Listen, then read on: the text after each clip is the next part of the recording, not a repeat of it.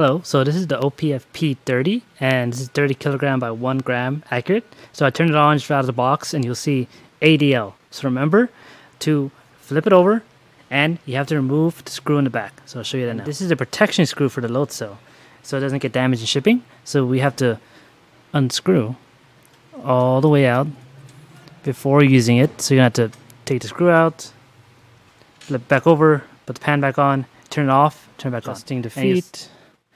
Make sure there's no wobble.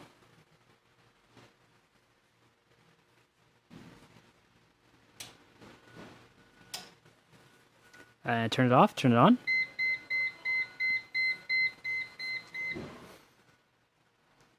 And it goes 0. So you see, it's at 0 grams currently. You can press the units button. You can see pounds, a little hard to see, but ounces, kg, grams, right? I'll be using grams. The units print will switch between the units. And let's say if you have a container and right now 53 grams, I could 0 it out because I don't want to be part of the weight. And if I want to weigh, let's say 2 of my products, I can put it inside. I know it's 20 grams. And if I remove it, it'll go back to 0 because I tear it out the box.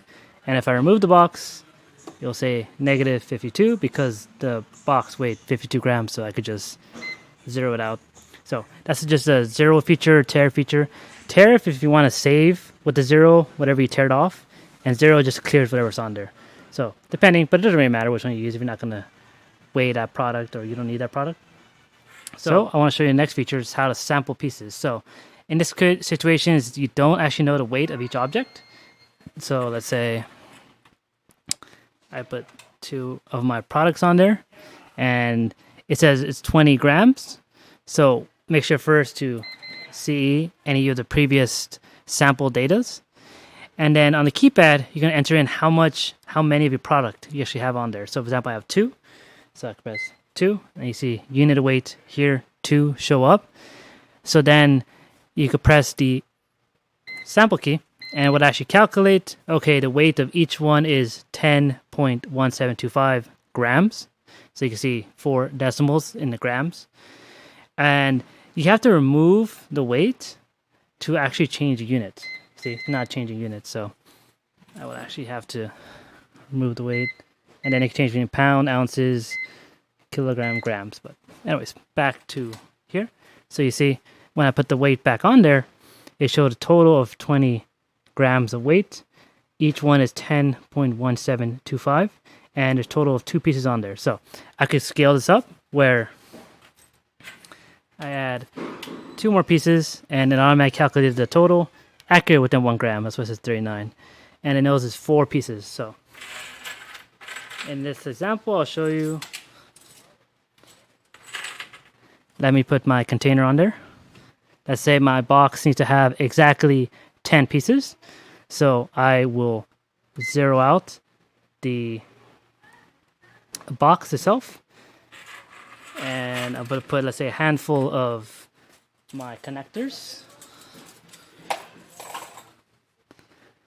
And okay, there it is.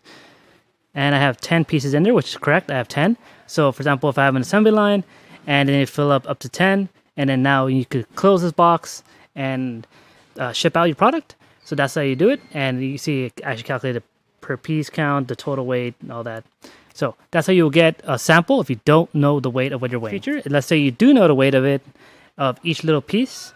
So in this case, I will press CE to clear the unit weight from before. And I'm actually going to type in the keypad the weight of each piece. I'm currently in grams, and my pieces are 10.725.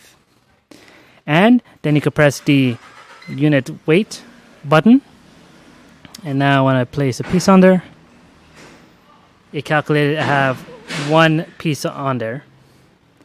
Right? And if I put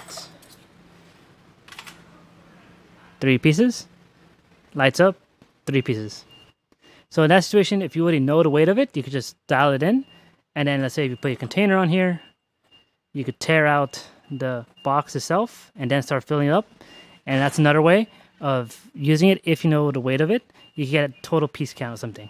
So I'll show you on how to save each piece. If you're going to be weighing the same object again and again, in my case is my 5-pin connector from our wire, I could actually save it into one of these PLU keys. And you can see we have, was it 12 of these? So you could say 11 different ones. So to actually use it, you're going to use a sample key from the previous. So how to use it, you put the sample on the pen, press in, I have one piece, press the sample key. It will calculate how much each piece weighs. Correct. And then to actually save it to a PLU or one of these buttons, you press PLU first. So make sure you're in normal weighing mode. You see how there's no PLU arrow underneath? Now when I press it, see this will show up. I'm going to save mine to P11. So I'm going to press it next to P11 button. See P11, I want to store it, this piece, to P11. And it's good. Now you press M+, and you see P-pass. That's good.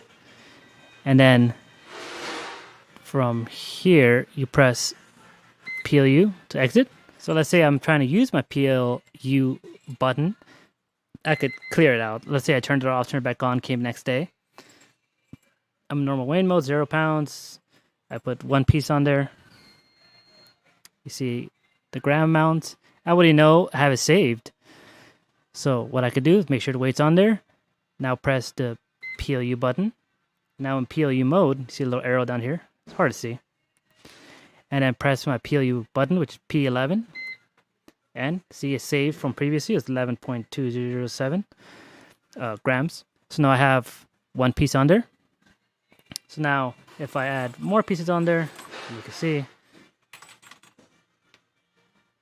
Let me see. Okay, there it is. I have 4 pieces on there. And I don't have to type in the weight. I don't have to sample anything because it's already saved. So I have it saved to my P11 button for my 5-pin connector. And let's say I have a 3-pin connector and I can save it to P12. If I have a 2-pin connector, I can save my P13. Same process to save each one. And let's say I'm here. So if I want to clear one of my PLU modes, one of the P11 button, 12, whatever these buttons, you want to clear one out. You see if I press PLU, I'm out of PLU mode. The little arrow underneath is gone. So I have to be in PLU mode. And then press the button I'm using. So P11 in this case. That's the one I want to clear.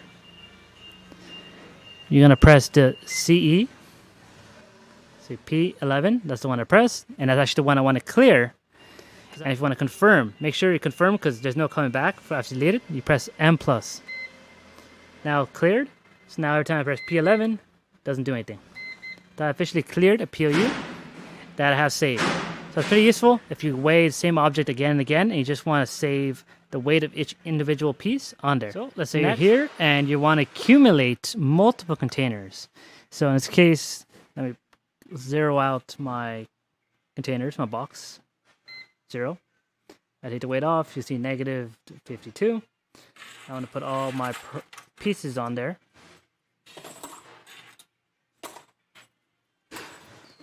I'm adding. So I'm going to add 10. These are 10 pieces inside the box. So 10. Sample. Calculates the weight of each individual piece. So now I have one container weighed. That's good. What I could do if I have multiple of the same container, I could press M+. And you see number 1 has 10 pieces. To go back to normal weighing mode, you press unit weight, so you can see the weight. Then we get, see, imagine I got the second container, it's a negative 52 grams. Put the weight back on there. I have another 10 pieces, and I want to accumulate the second container now. Press M+ again. You see number 2, the second container, and now I have a total of 20 pieces. Go back to unit weight to see what the weight is. You have to go back to unit weight to accumulate to the next container. Right. Remove it. If I put the next one on there. M+. See, that's number 3. And I have a total of 30 pieces. So let's say I have 3 containers. Now I weighed all of them. And now I have the total amount of pieces of all of them. And if let's say you're in normal weighing mode. So if I press unit weight right in here, and I'm like, okay, where I'm at right now, how many pieces do I have total? Because it's 10 pieces, but I don't have 10 pieces on there. This is the third time I've done this. That's what the total button's for. Total, I have 3 containers I've weighed, accumulated, and the total of all 3 containers is 30 pieces, 10 in each one. So that's good. And if let's say I'm satisfied with that, that's a total. I could press CE to clear, and now no longer when I press total, you see nothing appears. Or if you're already in accumulation mode, you can press CE to clear. But that's how you accumulate multiple containers or whatever you're trying to weigh and try to get a total piece count of each one.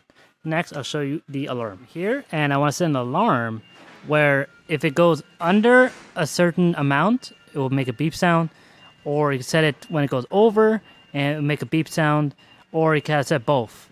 So I showed an example, it's probably the best way. So what to do is, that's what the quantity check button is for.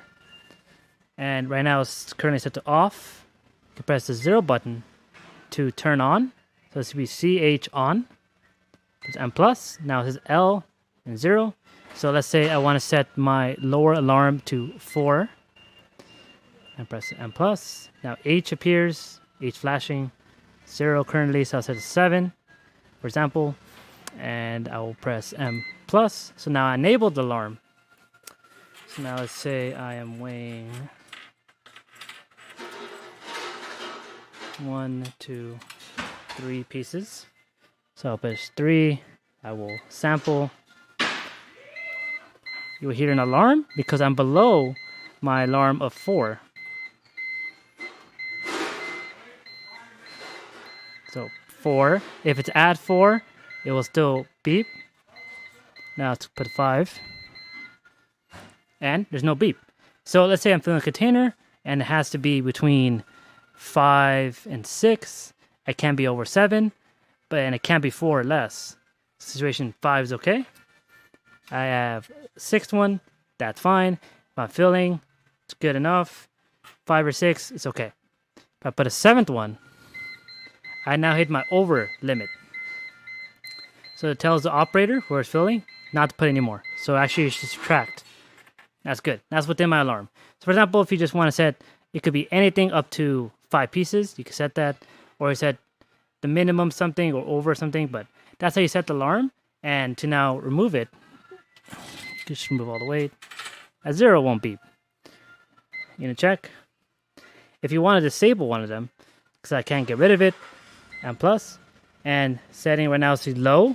Let's say I want to disable the low and make it to 0. That's M plus. I want to keep my high of 7. So I don't want to go beyond 7.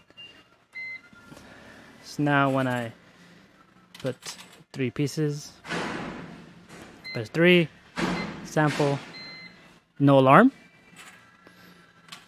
5, no alarm. 6, no alarm. 7, alarm. So that's how you disable an upper limit, or you can do the same for the lower limit. So here, when I check, so M plus to go to low, right? You can set to 0, you can set high to whatever you want. Let's say I want to disable that too. And if you just want to turn it off completely, you can just press the 0 button to go CH off. And M plus. And so those are the general features and how to use it. And now you know how all the buttons work. So there are other things. You can watch my other video on how to actually calibrate this unit. Just for most people, they think it's a calibration issue when really it's just a feeder not leveled. And you got to remove that little screw from the bottom because it will not work. It will show the ADL error. So make sure to turn it over, remove that screw, and then turn it on, make sure it's leveled. For most people, that fixes the issue. If it's just off, then if you have a calibration weight, you could watch my other video on how to calibrate it. But there are a couple other settings you could do in the menu, like how to set the backlight to stay on all the time. See, it only stays on when there's weight on it. But once something's stable or goes to 0, it goes away. You can set that on constantly. I didn't, not to burn the battery. But you could, if you want it on there, or a couple other settings like how to stabilize it. If you want less fluctuation, whatever you're weighing is moving around a lot. If you want to change the filter where it stops fluctuating up and down as much. Or if you want to connect to a printer, for example, or a computer system, it does have the on side right here, the RS-232, and it's set to 9600 baud rate, and you can set it to a computer or to a printer. And if you actually want to print something out, that'd be an example of something else you could do in the settings, but it's a lot more work. You could read the manual or you could ask us about it. But that's general features and why you should get an OPF-P. Any capacity, it could be 3, it could be 15, it could be 30. But anyways, you can email us for more information. Thank you. Bye.